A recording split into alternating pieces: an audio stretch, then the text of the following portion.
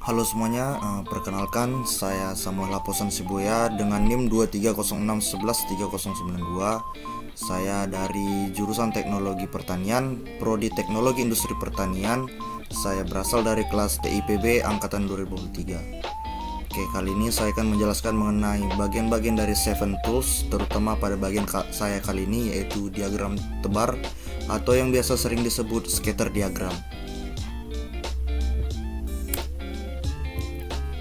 Untuk pengertian apa itu diagram scatter? Diagram scatter atau diagram tebar adalah jenis grafik yang digunakan untuk menampilkan hubungan antara dua variabel numerik.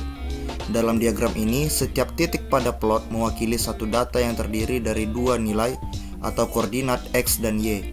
Titik-titik ini tersebar di sepanjang sumbu X dan sumbu Y yang menunjukkan apakah ada hubungan atau korelasi antara kedua variabel tersebut.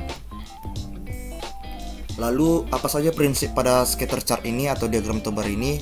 Yang pertama adalah adanya korelasi antara variabel, yaitu di mana scatter diagram menunjukkan hubungan antara dua variabel numerik.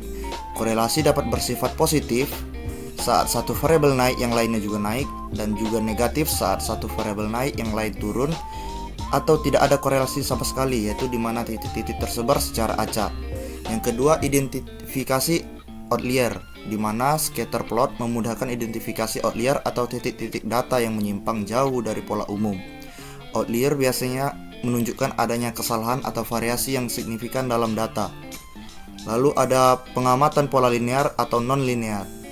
Scatter diagram memperlihatkan apakah hubungan antara variabel bersifat linear, yaitu seperti membentuk garis lurus, atau non-linear yang berbentuk lengkungan. Garis tren sering ditambahkan untuk mengilustrasikan hubungan ini. Lalu kemudian untuk sejarah. Untuk sejarah, scatter plot pertama kali digunakan oleh Sir Francis Galton, seorang ahli statistik, antropolog, dan ilmuwan Inggris pada akhir abad ke-19.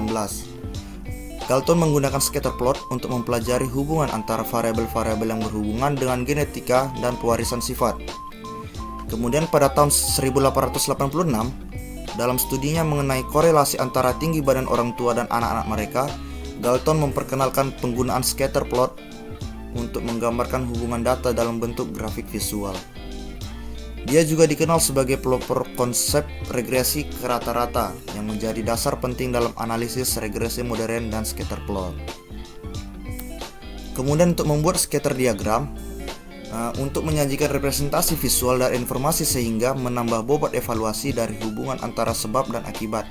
Yang pertama adalah membuat sumbu X dan Y, di mana buatlah sumbu X dan Y, kemudian ditandai sumbu X dengan variabel sebab, lalu kemudian tandai sumbu Y dengan variabel akibat, lalu kemudian buatlah interval pengukuran yang mengakomodasi seluruh data. Lalu tentukan titik yang dimaksud, di mana tentukan titik yang dimaksud ini dengan mencari persilangan data sebab dan akibat.